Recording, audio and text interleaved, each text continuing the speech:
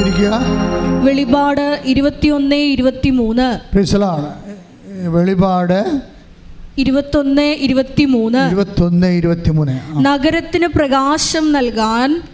പറഞ്ഞ നഗരത്തിന് പ്രകാശം നൽകാൻ സൂര്യന്റെയോ ചന്ദ്രന്റെയോ ആവശ്യമുണ്ടായിരുന്നില്ല.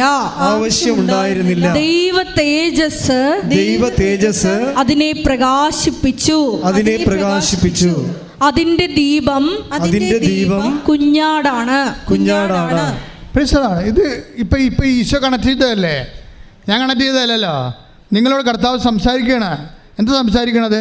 ചിലപ്പോഴും ശില്പയ്ക്ക് സംഭവിച്ച പോലെ സ്പോൺസർ അസ്തമിക്കാം. മനസ്സിലായില്ലേ? സൂര്യൻ ഇരുണ്ടു പോകാം. നിങ്ങളെ സഹായിക്കാമെന്ന് പറഞ്ഞ ചന്ദ്രൻ ചിലപ്പോൾ നിങ്ങളുടെ നാട്ടുകാരോ വീട്ടുകാരോ സ്വന്തപ്പെട്ടവരോ പാർട്ടിക്കാരോ ആരെങ്കിലും ആയിരിക്കും, ബാങ്കുകാരായിരിക്കും. ചന്ദ്രൻ പ്രകാശം തരത്തില്ല, ലോണ് തരത്തില്ല. ക്ലിയർ അല്ലേ? നമ്മുടെ ജീവിതാനുഭവമാണിത്. ഇങ്ങനെ വരുമ്പോൾ എന്താണ് ചെയ്യേണ്ടത്? ഇങ്ങനെയുള്ള കാലഘട്ടങ്ങളിൽ എന്താണ് ചെയ്യേണ്ടത്? ഈ ഇരുട്ടിൻ്റെ യുഗം, സ്രോതസ്സുകൾ, സൂര്യൻ, ചന്ദ്രൻ ഇതൊക്കെ അസ്തമിക്കുമ്പോൾ എന്താണ് ഇതിൻ്റെ ഇടയ്ക്ക് നമുക്ക് ചെയ്യാനുള്ളൊരു കാര്യമുണ്ട്. മനസ്സിലായി? ഈ ടൈം കഴിഞ്ഞു പോകും. പക്ഷേ ഈ ടൈമിൽ നമുക്ക് ചെയ്യാൻ കുറച്ച് കാര്യമുണ്ട്. എന്താണ് അത് കാര്യം? ഇങ്ങനെ ഘട്ടങ്ങൾ പെരുകുമ്പോൾ എന്താണ് നമ്മൾ ചെയ്യേണ്ടത്? ലുക്ക 21:13 എടുത്ത്.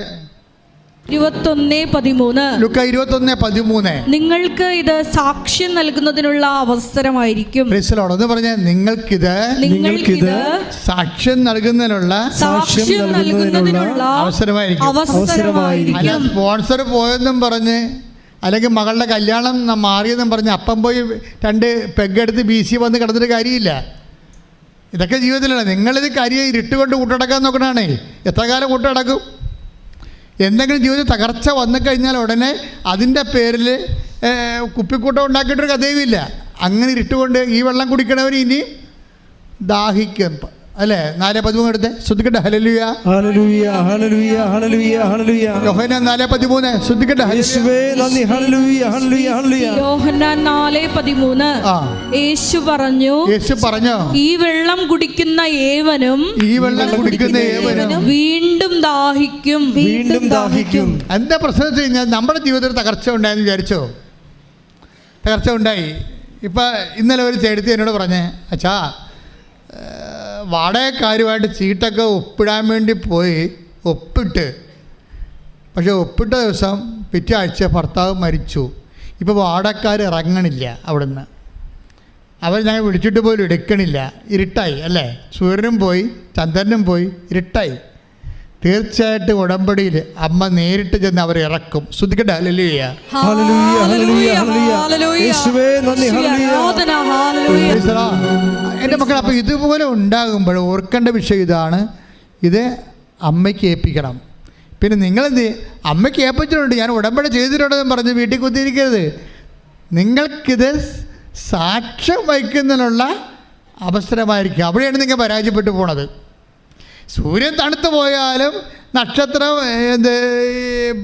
ചന്ദ്രൻ പ്രകാശം തന്നില്ലെങ്കിലും, നക്ഷത്രങ്ങൾ വീണു പോയാലും, പക്ഷേ ദൈവം നിങ്ങളെ കൈവിടത്തില്ല. അതാണ് ശില്പയോട് പറയണത്. നിനക്ക് പീഡനം ഉണ്ടാകും, സ്പോൺസർ പോകും, പക്ഷേ ഞാൻ നിന്നെ I will not disown you. കാര്യം എന്താണ്? ദ ലോർഡ്, അതായത് at any cost I will not disown you. Take the bed of God. ശ്രദ്ധിക്കട്ടെ. ഹല്ലേലൂയ ഹല്ലേലൂയ ഹല്ലേലൂയ ഹല്ലേലൂയ ഹല്ലേലൂയ. യേശുവേ നന്ദി. ഹല്ലേലൂയ ഹല്ലേലൂയ ഹല്ലേലൂയ. ഞാൻ നിന്നെ ഒരു വിധത്തിലും അവഗണിക്കുകയോ. Praise the Lord. പറഞ്ഞേ, ഞാൻ നിന്നെ ഒരു വിധത്തിലും അവഗണിക്കുകയോ ഉപേക്ഷിക്കുകയോ ഇല്ല എന്ന് അവിടുന്ന് പറഞ്ഞിട്ടുണ്ടല്ലോ. അതാണ് പ്രശ്നം. അതുകൊണ്ടാണ് നമ്മൾ സാക്ഷ്യം വഹിച്ച് ജീവിക്കണത്. ഇനി അപ്പം തന്നെ നമ്മുടെ മരിച്ചു പോയാലും നിങ്ങൾക്കറിയാമല്ലോ, അമ്മ തന്നെ നമ്മുടെ ജീവിതത്തിൽ നിന്ന് മറഞ്ഞു പോയാലും ഇതൊക്കെ സംഭവിക്കാൻ സാധ്യതയുള്ള കാര്യങ്ങളാണ്. ഞാൻ 10ാം ക്ലാസ്സിൽ പഠിച്ചുകൊണ്ടിരിക്കുന്ന സമയത്ത്, പരീക്ഷ എഴുതിക്കുന്ന സമയത്ത് എൻ്റെ അപ്പം മരിച്ചു പോയത്. ഇതൊക്കെ സ്വാഭാവികമായിട്ട് സംഭവിക്കാൻ സാധ്യതയുള്ള കാര്യങ്ങൾ. അക്കാലങ്ങളിൽ നമുക്ക് കുറച്ച് വിഷമവും ഭയങ്കര വേദനയൊക്കെ എനിക്കുണ്ടായിരുന്നു. പക്ഷേ അപ്പം പഠിപ്പിച്ചിരുന്ന പ്രാർത്ഥന എൻ്റെ കൂടെ ഉണ്ടായിരുന്നു. ഞാൻ ആ പ്രാർത്ഥിച്ചത് തന്നെയാണ് അതിനെ അതിജീവിച്ചത്, ആ സിറ്റുവേഷൻ അതിജീവിച്ചത്. ഒറ്റക്കാണ് പോയി സെമിനാരി ചേർന്നത്. ഇപ്പോഴേക്ക് മനസ്സിലായി ഞാൻ ഒറ്റക്കല്ല പോയെന്ന്. ഞാൻ ഇടയ്ക്കൊക്കെ പറയും ഒറ്റക്കാണ് പോയെന്ന്. നിക്കറൊക്കെ ഇട്ട് ഒറ്റക്ക് പോയി സെമിനാരി ചേർന്ന്. ആ ഒറ്റക്കല്ല പോയത്, എൻ്റെ കൂടെ എൻ്റെ കർത്താവ് ഉണ്ടാവും തീർച്ചയായിട്ടും. എനിക്കന്ന് കർത്താവ് ഉണ്ടെന്ന് അറിയത്തില്ല, അതാണ് കുഴപ്പം. നമ്മൾ വിശ്വസിച്ചാലും ഇല്ലെങ്കിലും അവൻ നമ്മുടെ കൂടെ ഉണ്ടാവും. കാര്യം നീ വിശ്വസിച്ചില്ലെങ്കിലും ഞാൻ നിൻ്റെ കൂടെ ഉണ്ടാവുമെന്ന് വചനമുണ്ട്. നീ വിശ്വസിച്ചില്ലെങ്കിലും ഞാൻ നിൻ്റെ കൂടെ ഉണ്ടാവും. അതായത് നമ്മളുടെ ജീവിതത്തിൽ വിശ്വസിച്ചില്ലെങ്കിൽ പോലും കൂടെയുള്ള ദൈവത്തെ വിശ്വസിച്ച് കഴിയുമ്പോൾ നമുക്ക് കൂടുതൽ അനുഭവവേദ്യമാകും. എപ്പോഴും നമ്മൾ ശ്രദ്ധിക്കേണ്ടത്, അച്ഛൻ മുമ്പ് പറഞ്ഞില്ലേ, പുറപ്പാടിൻ്റെ 21 വായിച്ചില്ലേ, the lord God will be there light. വെളിപാടിൻ്റെ പുസ്തകത്തിൽ, അതായത് നമ്മൾ ആദ്യം വായിച്ചത് എന്താണ്? ചന്ദ്രൻ പ്രകാശം തരത്തില്ല, നക്ഷത്രങ്ങൾ നിബന്ധിക്കും. അതൊക്കെ മത്തായി ശ്രീകാട് സുവിശേഷം അല്ലേ, 24-ാം അധ്യായം 29-ാമത്തെ വാക്യം. അപ്പോൾ സൂര്യൻ തണുത്ത് പോകാം, നക്ഷത്ര പ്രകാശം തരാതിരിക്കാം. അപ്പോൾ അതിന് സബ്സ്റ്റിറ്റ്യൂട്ടായിട്ട് എന്ത് സംഭവിക്കും? അതിൻ്റെ സബ്സ്റ്റിറ്റ്യൂട്ട് എന്താണ്? നമ്മുടെ മാനുഷ്യവും ഭൗതികവും പദാർത്ഥമാത്രവുമായിട്ടുള്ള സപ്പോർട്ടുകൾ നഷ്ടപ്പെടുമ്പോൾ അതിന് പകരം എന്ത് സംഭവിക്കും? The lord God will be there light. ദൈവമായ കർത്താവായിരിക്കും നഗരത്തിന് പ്രകാശം നൽകണത്. അതാണ് 21-23 എന്താ നമ്മൾ വെളിപാടിൻ്റെ പുസ്തകം വായിച്ചത്. ആരാണ്? ദൈവമായ കർത്താവ് തന്നെയായിരിക്കും. അപ്പോൾ നമ്മളുടെ ദൈവമായ കർത്താവ് നമ്മുടെ വിഷയം നേരിട്ട് ഏറ്റെടുക്കാൻ നേരത്താണ് നമ്മുടെ ഭൗതികമായിട്ടുള്ള സപ്പോർട്ടുകളെ ഒക്കെ സപ്പോർട്ടല്ലാതായി മാറണമെന്ന് യഥാർത്ഥ വിശ്വാസി വിവേചിച്ച് മനസ്സിലാക്കണം.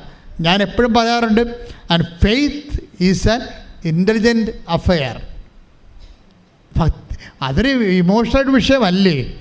നമ്മൾ ഭക്തി, പ്രാർത്ഥന, വിശ്വാസം എന്നൊക്കെ പറയുമ്പോൾ വെറുതെ ഇമോഷണലായിട്ടെടുത്ത് കളയും. ചുമ്മാ ഞരമ്പ് രോഗികളുടെ എന്തോ കസ്ത്രകം മസ്ത്രകം ചെയ്യാൻ കളിയാണെന്ന് വിചാരിക്കും. അതല്ല സംഭവം. ഇതിന് വളരെ ഷെയർ മാർക്കറ്റ് ചെയ്യണ പോലെ ബുദ്ധിപരവും തന്ത്രപരവും അനുഭവജ്ഞാനം കൊണ്ടും വളരെ ശ്രദ്ധയോടെ ചെയ്യേണ്ട ഒരു കാര്യമാണ്. എന്ന് വെച്ച് കഴിഞ്ഞാൽ നമ്മൾ വിളക്ക് കെട്ടുപോകുന്നു, സൂര്യൻ്റെ നമ്മുടെ യഥാർത്ഥ സ്രോതസ്സ്. അതുകൊണ്ട് ജീവിതം അവസാനിക്കണില്ല മക്കളെ. ഒരു വഴി അങ്ങ് അടഞ്ഞു വരുമ്പോൾ കർത്താവ് വേറെ വഴി തുറക്കുമെന്ന് ബൈബിളിലൊന്നുമില്ല. പക്ഷേ ബൈബിളിൽ അതിനേക്കാൾ വലിയ കാര്യങ്ങളുണ്ട്. മനുഷ്യൻ്റെ പഴഞ്ചൊല്ല് പോലെയല്ല ബൈബിള്. അതൊക്കെ പറ്റുന്ന ആൾക്കാർ ചുമ്മാ വർത്തമാനങ്ങളിങ്ങനെ കുറേ ആൾക്കാർ പറഞ്ഞ് കപട ആശ്വാസം നൽകും. അതൊന്നുമല്ല. കർത്താവിൻ്റെ വഴി നമുക്ക് വിശ്വാസയോഗ്യമാണ്. എന്ന് വെച്ച് കഴിഞ്ഞാൽ നമ്മൾക്ക് എന്താണ് റോള്? ഇങ്ങനെ ഒരു ദിവസം ഒരു കാലത്ത് നമ്മുടെ ജീവിതം, നമ്മുടെ ഭർത്താവ് മരിച്ചു, അല്ലെ ഭാര്യ മരിച്ചു, പക്ഷേ എന്താ നമ്മുടെ അല്ലെങ്കിൽ മക്കൾ പഠിച്ചുകൊണ്ടിരിക്കുകയാണ്. നിങ്ങൾ ഓർക്കണം, ഇതെല്ലാം ആദ്യം അറിയണത് ആരാണ്? നിങ്ങളാണോ? ഭർത്താവ് മരിക്കുമെന്ന് ആദ്യം അറിയണത് ആരാണ്? നിങ്ങളാണോ? അല്ല,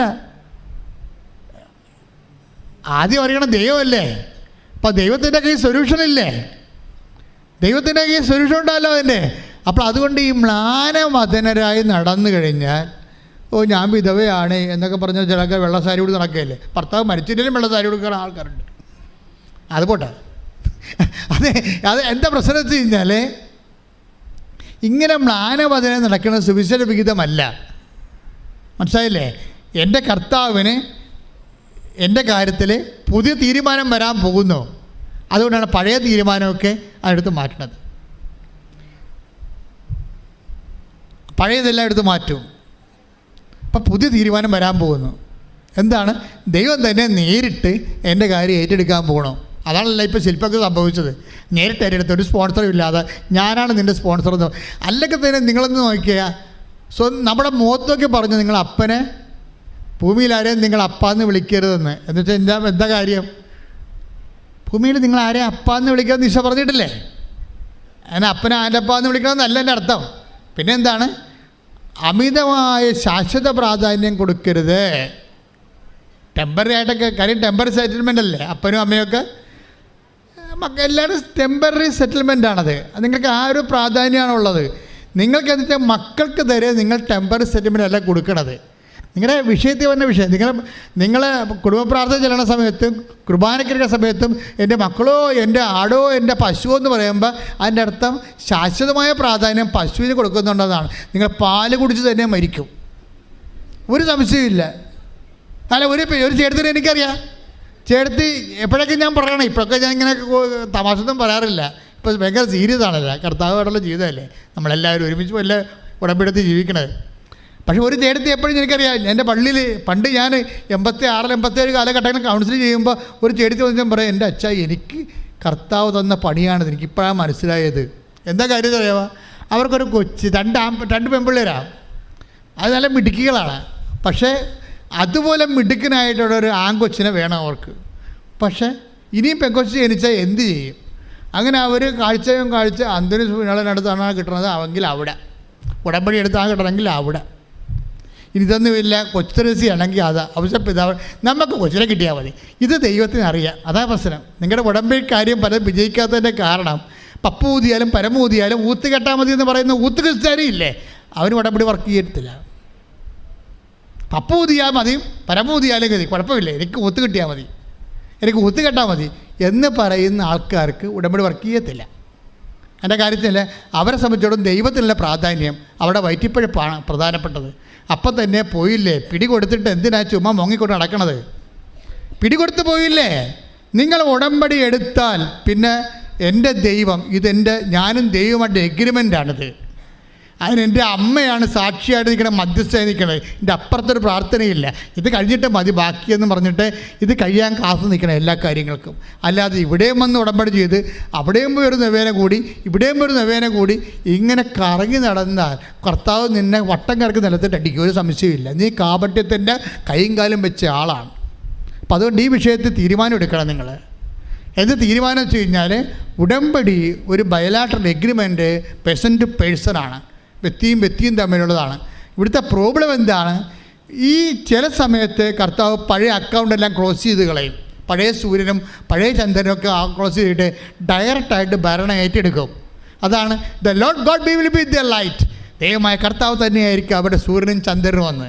ഇനി അവർക്ക് സൂര്യനും ചന്ദ്രനും പ്രകാശം ആവശ്യമില്ല, ദൈവമായ കർത്താവ് തന്നെയായിരിക്കും സൂര്യനും ചന്ദ്രനും.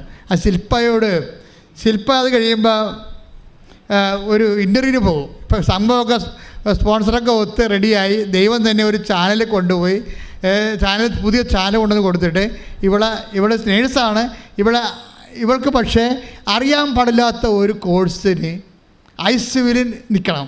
ICU ഡ്യൂട്ടിയാണ്. അപ്പോൾ അവിടെയൊക്കെ നിങ്ങൾക്ക് അറിയാമല്ലോ, 24 hours നല്ല തണുപ്പായിരിക്കും. ICUവിലെ രോഗിക്ക് ബോധം ഉണ്ടാകത്തില്ല. എന്തെല്ലാം സെറ്റിൽമെൻറ്റോട് കൂടിയാണ് ICUവിൽ ആൾക്കാർ കിടക്കണത്, വെൻറ്റിലേറ്ററൊക്കെ വെച്ചല്ലേ കിടക്കണത്.